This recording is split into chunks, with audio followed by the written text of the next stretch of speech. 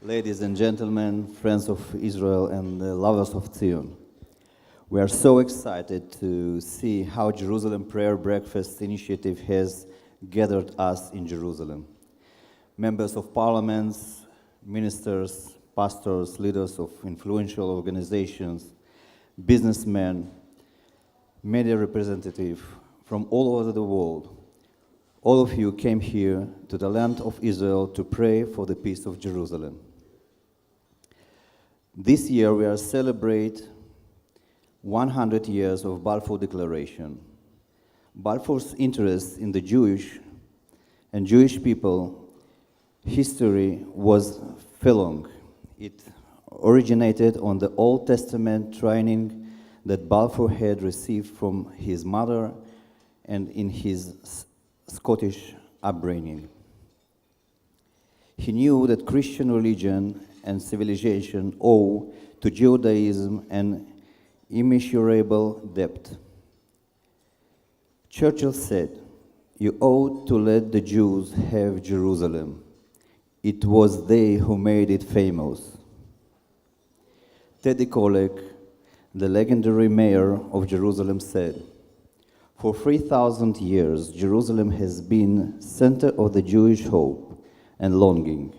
No other city has played such a dominant role in the history. Jewry and Judaism. Throughout centuries of exile, Jerusalem remained alive in the hearts of the Jews everywhere as the focal point of Jewish history, the symbol of ancient glory, spiritual fulfillment, and modern renewal.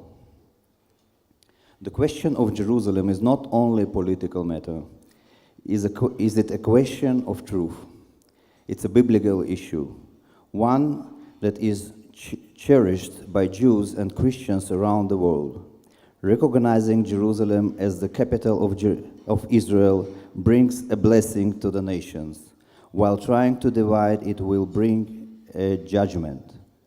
Prophet Joel said, "I will gather all the nation and will bring them down into the valley of Jehoshaphat, and I will execute judgment upon them there for my people and for my heritage Israel, whom they have scattered among the nation, and they have pertained my land."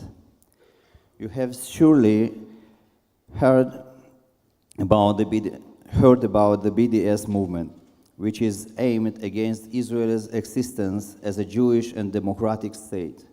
This campaign aimed to call for boycott, divestment, and sanctions by demonizing Israel and by presenting as an apartheid racist country. Moreover, as the latest UNESCO decision declared that there is no connection between the Jewish people and the Temple Mount and portrayed the Western Wall as a Muslim holy site, believing that Jewish people have no connection to Jerusalem is believing in a big lie. The aim of all this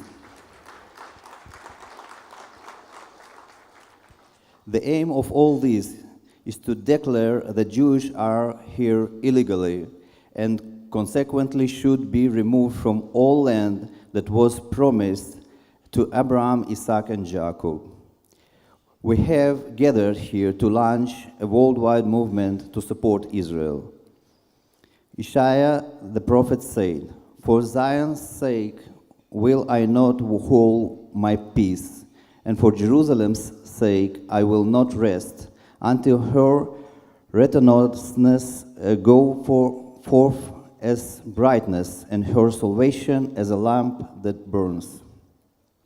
We know how in the past men and women stood up for the truth and righteousness and accomplishment great things, often at a very high personal price. Daniel, Esther, Nehemiah are a few of them. Then Nehemiah heard that the walls of Jerusalem were broken down and that the remnants of the Jewish people who had survived the exile and in a great trouble and shame, he took time to pray and fast, but not only that, he took action.